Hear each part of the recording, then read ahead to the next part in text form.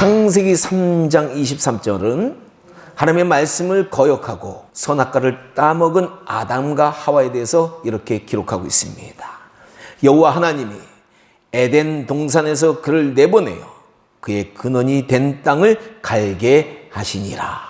즉 뱀의 유혹을 받아서 하나님처럼 되고자 원했던 하나님의 말씀을 거역했던 아담과 하와는요, 자신들이 단지 흙에서 시작된 존재임을 깨닫게 하기 위해서 하나님께서는 그들의 출발점이 된 땅으로 내보내어 그것을 경작하게 하시며 자신들이 어떤 존재인지 깨닫고 살게 하셨다라는 그런 말씀입니다. 맞습니다. 오늘날 아담과 하와의 후손인 우리 인간들이 에덴 동산과 같은 낙원을 잃어버리고 이 고난 많은 세상을 살아가야 되는 그 이유는 우리 자신들이 창조주가 아니라 피조물임을 깨닫게 하기 위함이다라는 거예요. 즉 인간의 교만을 내려놓고 겸손하게 하기 위함이라는 거예요. 이제 너희는 이 고난 많은 세상을 살면서 우리가 어떤 존재인지 깨달으라는 하나님의 메시지가 있다라는 겁니다. 바로 아담과 하와 때부터 우리 인간과 하나님의 관계는 이렇게 해서 멀어진 거예요. 과거 에덴 동산에서는 하나님과 인간은 함께 거닐고 대화하고 교제를 나누던 친밀한 관계였지만 이제는 서로 너무나도 멀어져서 세상 말로 얘기하면 서먹서먹해졌다라는 거예요.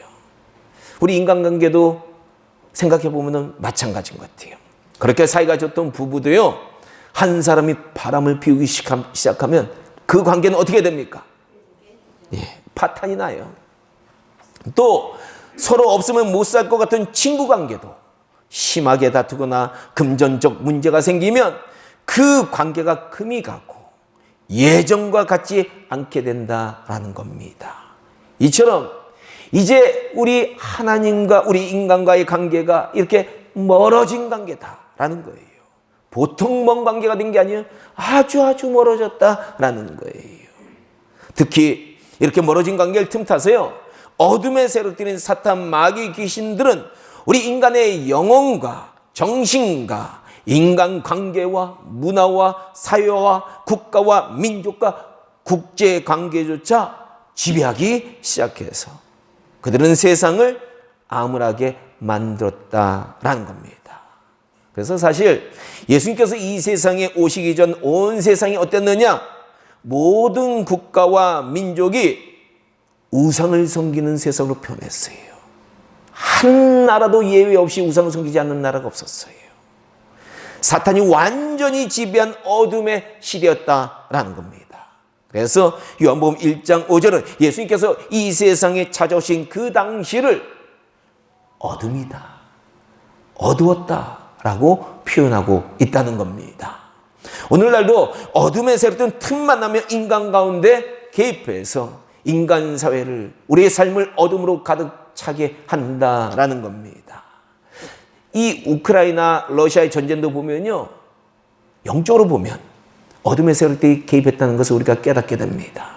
사단은 이 두 국가 사이의 평화보다는 불신과 갈등을 일으켰고요, 푸틴이라는 러시아의 지도자 마음속에 전쟁을 일으키고자 하는 마음을 주어서 수많은 생명들을 죽게 하고 돌아올 수 없는 갈등으로 몰고 가게 되었다라는 겁니다.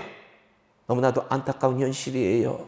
이제 이 두 국가의 전쟁이 끝나도 이 두 국가 사이의 갈등은 너무나도 오래 지속될 것이 뻔하다라는 거예요. 우리 대한민국도 보니까 어떻습니까? 북한과 이렇게 전쟁하고 나니까, 남북이 전쟁을 하고 나니까 그 상처가 75년이 지났는데도 아물어지지가 않는 거예요.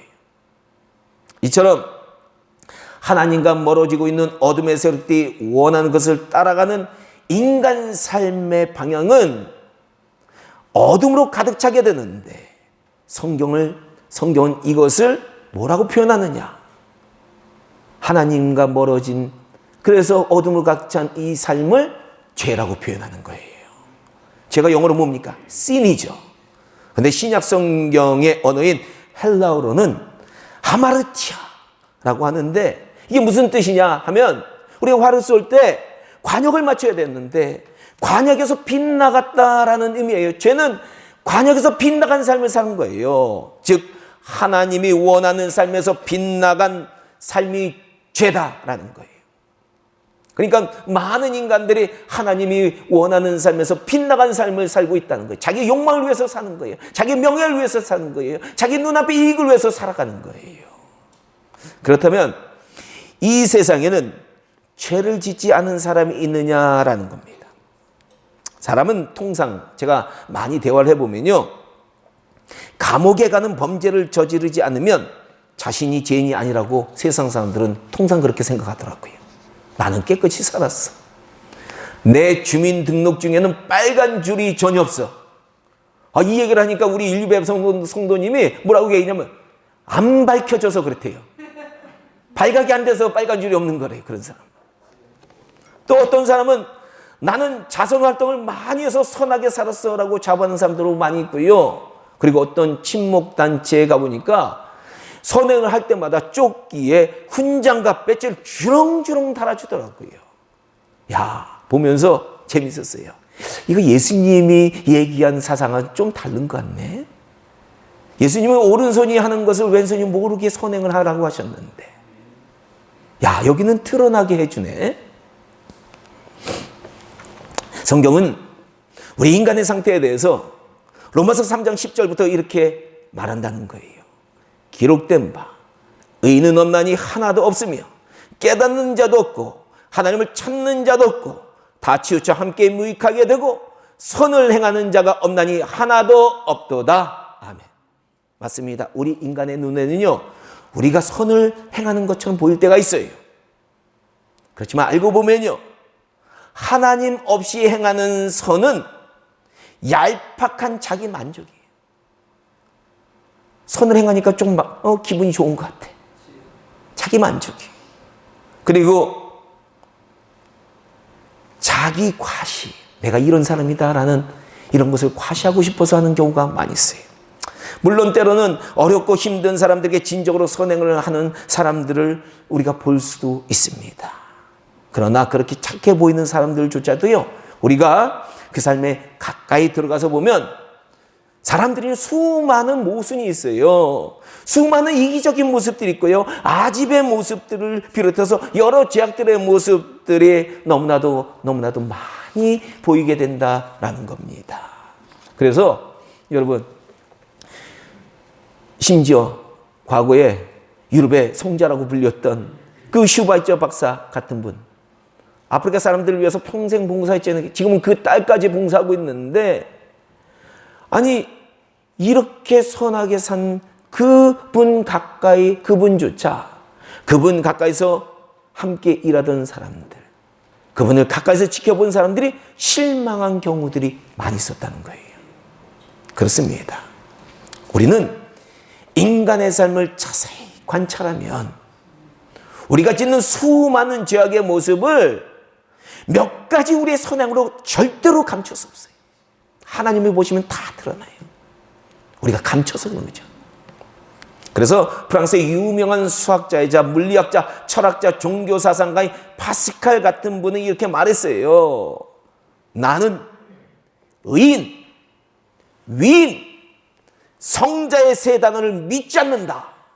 카톨릭 같은 경우는 성자라는 표현을 많이 붙여주잖아요. 이 땅에는 오직 한 종류의 사람만이 존재한다. 그들은 죄인이다. 인간의 본질에 대해서 파스칼 같은 분은 정확히 본 거예요. 우리 인간은요, 아담과 하와 이후로 완전히 부패했고요, 타락한 죄인이다라는 겁니다. 이것은 우리 개인뿐만 아니라요, 인류 공동체에도 적용돼요. 하나님의 아들이신 예수님께서 이 땅에 오시기 전에 모든 인류는 가만히 보니까요, 하늘의 태양과 달과 별을 섬겼어요. 어느 문화든지 가보면 다 그랬어요. 아니, 태양이 어떻게 신이야? 일본은 태양신의 아들이라 그러잖아요. 황천왕이. 야, 옛날 로마도 그랬어요. 태양신의 아들이라고. 움직이지도 못하는 여러 형상들과 수많은 동물들과 사람들을 우상으로 만들어 그것들을 섬기고 그것들에게 절하고 그것들에게 복달라고 빌고 그 잘못된 종교들에서 파생된 문화와 윤리로 사회가 완전히 병들어 있었던 것을 우리가 역사를 자세히 보면 알게 된다는 거예요. 근데 사람들은 역사를 공부하면서 이런 것이 안 보이더라고요. 제가 보니까요. 우리는 과거를 볼 때요, 낭만적으로 볼 때가 많은데 예수님께서 이 세상에 오시기 전의 세상은 우상 숭배뿐만 아니라 여러 민족 간의 전쟁과 약육과 살인과 납치와 강간과 협박과 힘세고 권력 있는 자들이 사회를 독점하는 불공정과 부정의가 가득했다라는 것을 우리가 알 수 있어요. 과거 역사, 여러분 조선시대 살아보세요. 얼마나 부조리한지 사회가. 과거에는 모든 사회가요, 95% 이상의 대다수의 노예와 약자들을 소수의 귀족들이 지배했어요. 우리는 알아야 됩니다. 이 세상은요, 예수님께서 오신 기원 후부터 갑자기 바뀌기 시작한 거예요. 이 세상은 예수님을 통해 전 세계에 빛이 퍼지기 시작했다는 거 아셔야 돼요. 그래서 우리 인간 사회는요, 복음이 들어가는 곳마다 사회가 변하기 시작했고요. 인간이 바뀌기 시작했고요. 바른 창조주 하나님을 깨닫게 되었고요. 사랑과 진리와 정의와 평화가 사회 전반적으로 영향을 주기 시작했다라는 겁니다. 오늘날 우리 대한민국도 바로 이런 영적 영향력 아래에 살고 있기 때문에 우리 대한민국이 그래도 전 세계에서 교회 영향력이 가장 큰 국가 중에 하나예요. 그래서 지금 우리나라는 다른 나라들과 비교해 보면 가장 사회가 안정적이고요. 서로 배려하고 존중하는 분위기 속에 살아가고 있다라는 거예요. 그래서 요새는 심지어 유럽 사람들도 한국에 와서 깜짝 놀라요. 유럽보다 더 낫구나, 대한민국이. 카페 가가지고 컴퓨터 노트북을 놔두고 와도 괜찮다는 거예요. 누가 안 갖고 가요? 신경 다 써요. 지금 한국처럼 도둑과 강도와 소매치가 없고 치안이 안정된 나라는 전 세계에 손꼽힐 정도다라는 거예요. 하지만 우리는 알아야 된다는 거예요. 하나님께서 새하늘과 새 땅으로 온 세상을 변화시킬 때까지는 이 세상은 여전히 수많은 곳에서 어둠의 세력들이 우리 인간들 죄 아래 살게 하려고 영적 전쟁을 걸어오고 있다라는 겁니다. 그러므로 우리 인간에게는요, 죄의 문제는 하나님의 새하늘과 새 땅을 창조해 주실 때까지는 끊임없이 찾아오는 문제다라는 거예요. 이런 인간의 실존 문제를 로마서 3장 23절은 이렇게 말하는 겁니다. 모든 사람이 죄를 범하였음에 하나님의 영광에 이르지 못하더라. 그렇습니다. 예수님께서 십자가 위에서 이 죄의 문제를 해결하시기 전까지는 세상 모든 사람은 죄 가운데 있었고 그 죄가 우리 영혼과 생각과 마음과 감정과 지식과 사고와 사상과 윤리와 도덕과 사회제도와 문화와 법과 정치제도를 장악하고 있었어요. 우리 인간은 하나님의 영광에 가까이 가지 못한 상태였다라는 겁니다. 이거 멀리 찾아볼 필요 없어요. 조선시대만 봐도 모든 문화와 법에 이게 죄의 모습이 찌들어 있었어요. 그러나 로마서 3장 21절은 이렇게 말합니다. 이제는 하나님의 한 의가 나타났으니 곧 예수 그리스도를 믿음으로 말미암아 모든 믿는 자에게 미치는 하나님의 은이 차별이 없느니라. 온 인류에게 주신 의라는 거예요. 맞습니다. 하나님께서는 지금부터 2000년 전부터 우리 인간들을 하나님께 가까이 부르시기 위해서 하나님과 우리가 멀어졌잖아요. 그러니까 하나님은 우리를 가까이 부르시기 원한 거예요. 그래서 하나님은 우리 인간 사이에 있는 커다란 죄의 문제를 해결하셨다라는 겁니다. 하나님은 어둠으로 가득 찬 이 세상에 한 분을 보내셨는데 이분이 바로 누구세요? 예, 바로 하나님의 아들이신 예수 그리스도다라는 거예요. 이분은 제가 누누이 말씀드리지만요, 아담과 하와가 에덴 동산에서 내쫓아질 때부터 장차 사단의 세력을 누르고 우리 인간들을 죄로부터 해방시키기 위해서 하나님께서 보내실 것으로 예언되어 오신 메시아요 구원자다라는 겁니다. 하나님께서는 하나님과 우리 인간 사이에 놓이는 그 큰 죄의 문제를 해결해 주시기 위해서 그의 아들이신 성자 하나님을 이 세상에 보내주셨고요. 우리의 죄를 단번에 용서하기 위해서 그 아들을 십자가 위에서 온갖 고난을 받게 하시고 우리의 죄를 위해서 죽게 하셨다라는 거예요. 야, 얼마나 큰 은혜예요. 얼마나 큰 사랑이에요. 이걸 깨닫지 못하면 하나님은 어떤 분인지 인류의 어떤 누구도 깨닫지 못하는 거예요. 예수님은 하나님 아버지께서 자신을 이 세상에 보내신 이유를 누가복음 5장 32절에서 이렇게 말씀하셨다는 거예요. 내가 의인을 부르러 온 것이 아니요 죄인을 불러 회개시키러 왔노라. 아멘. 그렇죠? 우리 교회 나온 사람들은 우리가 죄인인 줄 너무나도 깨달아 알고 있어요. 근데 세상 많은 사람들은 자신이 죄인인데도 죄인인지 모르고 하나님 앞에 안 나오는 거예요. 회개하고 나와야 되는데. 그리고 예수님께서는 또 이 구원의 기쁨을 누가복음 15장 10절에서 이렇게 말씀하셨어요. 내가 너에게 이르노니 이와 같이 죄인 한 사람이 회개하면 하나님의 사자들 앞에, 즉 천사들 앞에 큰 기쁨이 되느니라. 맞습니다. 죄의 문제를 해결하고 인간을 한 명이라도 구원하는 일은 하나님께서 천사와 함께 하늘에서 너무나도 기뻐하시는 크고 큰 일이라는 거예요. 그래서 예수님께서 뭐라고 하셨습니까? 한 생명이 천하보다 귀하다는 거예요. 하나님의 관점에서는 회개한 한 영혼이, 하나님께 돌아온 한 영혼이 천하보다 귀하다라고 생각하신다는 거예요. 그래서 이 십자가의 사건은 우리 인류에게는 죄의 문제를 해결하고 우리가 하나님 앞에 나아가도록 만들어준 정말로 귀하고 귀한 사건이다라는 겁니다. 이제 우리는 우리의 죄를 회개하고 하나님의 아들이신 예수님을 진심으로 믿기만 하면 우리와 하나님 사이를 가로막는 죄를 용서받게 되고요. 하나님께 가까이 갈 수 있게 됐다라는 거예요. 그래서 바울사도는요, 디모데전서 1장 15절에서 이 사건의 기쁨을 이렇게 표현했다는 거예요. 미쁘다. 너무 아름답다는 거예요. 모든 사람이 받을 만한 이 말이에요. 그리스도 예수께서 죄인을 구원하시려고 세상에 임하셨다 하였도다. 아멘.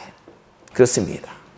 예수님께서 이 세상에 오신 사건은 너무나도 귀한 사건이다라는 거예요. 그런데요, 우리가 알아야 되는 것이 있어요. 이 예수님의 십자가 사건, 예수님이 이 세상에 오신 이 사건이 나의 귀한 사건이 되기 위해서는 우리가 무엇을 해야 되느냐? 우리의 짐을 주님께 맡겨야 되는 거예요. 우리 주님의 십자가에 맡겨야 되는 거예요. 제가 올해 계속 하나님께 우리 인생의 짐을 맡겨야 된다라는 말씀을 우리 성도님과 계속적으로 나눴어요. 우리는 우리의 미래와 장래와 우리의 가는 길 모두 주님께 맡겨야 됩니다. 제가 살아보니까 맡기면 편해요. 안 맡기면 힘든 거예요. 안 맡기면 맨날 고생이에요. 재정의 문제도 경제적 문제도 어려워진 인간관계도 우리의 건강의 문제도 모두 다 주님께 맡게 됩니다. 암 치료 받으시는 분들 주님께 맡기세요. 다 맡기는 거예요. 특히 근심, 걱정, 염려를 모두 주님께 맡겨야 된다라고 말씀드렸어요. 그러면 우리를 돌봐주시는, 늘 돌봐주시는 하나님 아버지께서는 우리를 꼭 붙들어 주신다라고 말씀드렸습니다. 우리 성도님들 올해 우리에게 주신 시편 55편 22절의 말씀을 늘 기억해야 돼요. 제가 지금 몇 번 설교했는지 몰라요. 이 말씀을. 너의 짐을 여호와께 맡기라. 그가 너를 붙드시고 의인의 요동함을 영원히 허락하지 아니하시리로다. 아멘. 하나님이 우리 삶을 붙들어 주신대요. 맡기면 붙들어 주신대요. 그런데 우리가 주님께 맡겨야 되는 짐 중에 가장 중요한 짐은 바로 앞에서 계속 나는 죄짐이다 라는 겁니다. 하나님은 우리에게 영원한 삶을 준비하고 계시기 때문에 우리는 이 죄의 짐을 이 세상에서 해결하지 못하면 인생의 심판대 앞에 설 때 반드시 후회하게 된다라는 거예요. 그 이유는 우리 인생은 죽을 때 한 영혼 한 영혼 개별적으로 인생을 계산한다는 거예요. 집안적으로 계산하는 거 아니에요. 부모님이 하나님을 만났기 때문에 자녀도 구원시키는 게 아니에요. 한 영혼 한 영혼 계산해요. 그래서 영원한 천국으로 갈지 영원한 지옥으로 갈지 심판을 받게 된다라는 거예요. 그래서 히브리서 9장 27절은 이렇게 말합니다. 한 번 죽는 것은 사람에게 정하신 것이요. 인류 가운데 지금까지 안 죽은 사람이 있나요? 다 죽어요. 죽음의 순간이 우리에게 다 찾아옵니다. 그러나 그 후에는 심판이 있으리라. 심판이 있어요. 그렇습니다. 우리는 죽음이 우리에게 찾아오기 전에 이 죄의 문제를 해결하고 죽는 순간 하나님의 심판대 앞에 담대히 나가야 될 줄로 믿습니다. 이 문제는 너무나도 중요한 문제기에 우리 주님은 승천하시기 전에 주님의 제자들에게 마가복음 16장 15절에서 이렇게 신신당부하셨다는 거예요. 너희는 온 천하에 다니며 만민에게 복음을 전파하라. 믿고 세를 받은 사람은 구원을 얻을 것이요 믿지 않는 사람은 정죄를 받으리라. 아멘. 우리의 죄를 위해서 십자가에 돌아가신 하나님의 아들 예수 그리스도를 믿는다면 그 사람은 구원을 받는다라는 거예요. 죄의 짐 때문에 걱정할 필요 없어요. 구원받게 되는 거예요. 예수님을 믿음으로 구원받게 되는 거예요. 그런데 이 얘기를 들으면서 어떤 분들은 이 주님의 말씀에 토를 다는 사람들이 꼭 있더라고요. 아니 왜? 아니 예수님을 믿지 않으면 정죄를 받는 거야? 이렇게 생각하는 것은 우리 인간의 죄의 문제를 해결하시고 우리를 구원하시려는 하나님의 사랑이 얼마나 큰지를 무시하는 사람이다라는 거예요. 하나님은 우리를 구원하시기 위해서요 최선을 다하셨어요. 당신의 아들을 십자가에 죽기까지 내주셨어요. 모든 것을 하신 거예요. 그런데 이런 하나님의 사랑을 믿지 않는다는 것은 자신이 피조물임을 거부하는 교만이 그 속에 있다는 거예요. 하나님의 은혜를 거부하려는 그 교만이 우리 속에 있다는 거예요. 히브리서 4장 16절은 이렇게 말합니다. 그러므로 우리가 긍휼하심을 받고 때를 따라 돕는 은혜를 얻기 위하여 하나님의 보좌 앞에 담대히 나갈 것이니라. 맞습니다. 우리는 하나님의 긍휼이 여기심을 받아들이고 하나님 우리를 긍휼히 여기신다는 걸 받아들여야 돼요. 우리 뭐 대단한 존재 아니에요. 하나님은 오늘이라도 불러가면은 그냥 가야 되는 존재예요. 하나님의 긍휼이 필요한 존재예요. 그리고 그 은혜를 받기 위하여 하나님의 보좌 앞에 담대히 나가야 한다라는 겁니다. 여기서 우리는 또 주목할 한 가지 사실이 있어요. 그거는 성경은 하나님께 나가는 것을 하나님의 보좌 앞으로 나가야 한다라는 마치 하나님이 임금으로 보좌에 앉아 계신 것처럼 늘 표현할 때가 있어요. 이것은 깊은 의미가 있는 거예요. 그렇죠? 하나님은 무슨 우리 육체처럼 이렇게 존재하는 분이 아니거든요. 영이시거든요. 그런데 마치 임금처럼 그렇게 표현을 했단 말이에요. 성경에서. 여기는 깊은 의미가 있다는 거예요. 인류 역사상 인간들 중에 가장 높은 존재가 누구였습니까? 왕이에요. 왕이에요. 맘대로예요. 왕은. 지금 대통령하고는 비교가 안 돼요. 여러분들이 과거에 이 왕정시대에 살아보지 못해서 그렇죠? 왕정시대는 왕이 원하는 건 다 줘야 돼요. 그래서 과거의 모든 백성들은 왕 앞에 나갈 때 자신을 낮추고 엎드려 경배했다라는 겁니다. 성경이 우리가 하나님의 보좌 앞으로 나가라라고 말하는 것은요, 왕 앞에 나간 모든 백성들처럼 우리 모든 인간은 하나님 앞에 피조물에 지나지 않는다라는 것을 깨닫고 그것을 인정하고 나가라는 의미예요. 우리 하나님이 우리를 지배하기 위해서 그런 게 아니에요. 너희는 피조물이니까 피조물인 것을 깨닫고 나에게 나아라 라는 그런 의미예요. 그러므로 피조물인 우리 인간들이 하나님의 아들을 믿지 않고 그분을 보내신 하나님의 사랑과 긍휼을 받아들이지 않는 것은 정말로 있을 수 없는 행위다라는 겁니다. 그래서 예수님은 믿지 않는 자는 정죄를 받게 된다는 그 주님의 말씀에 우리가 토를 달 수 있을까요? 없을까요? 못 다는 거예요. 못 다는 거예요. 그래서 성경에 보면요, 하나님은 우리 인간들이 피조물이기 때문에 하나님이 우리에게 약속을, 계약 관계를 갖거든요. 계약을 할 때 늘 일방적이에요. 너희는 선악과를 따먹으면 안 된다. 너희는 율법을 지켜야 된다. 너희는 예수를 믿어야 된다. 어디 우리가 원해서 그런 거 했나요? 하나님이 일방적으로 주신 거예요. 왜 그러냐? 우리는 피조물이기 때문이다 라는 겁니다. 피조물인 우리는 너희는 온 천하에 다니며 만민에게 복음을 전파하라. 믿고 세례를 받는 사람은 구원을 얻을 것이요 라는 주님의 말씀에 주목하고 이 좋은 소식을 기쁨으로 받아들여야 된다라는 겁니다. 이것은 하나님께서 인류를 사랑하셔서 우리에게 주신 정말로 복되고 좋은 소식이기 때문이다라는 거예요. 그러면 이제 우리는요, 하나님의 말씀에 의지해서 죄의 짐조차 하나님께, 주님께 완전히 맡겨야 되는 거예요.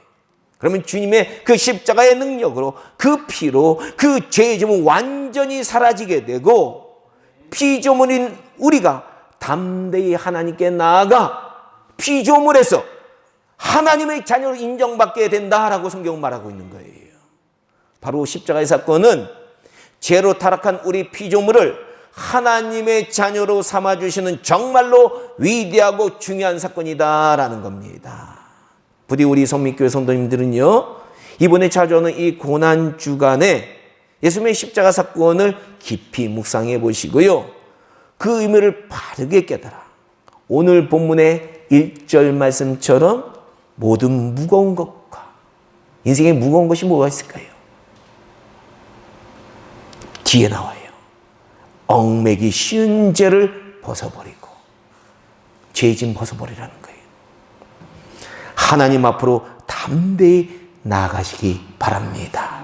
그래서 우리 모두는 하나님께서 우리에게 주시는 이 영원한 복을 깨닫고 믿음으로 그 복을 받아들여서 영생을 소유하는 복된 인생들, 저와 여러분들 다 되시기를 주님의 이름으로 간절히 축원합니다. 기도하겠습니다.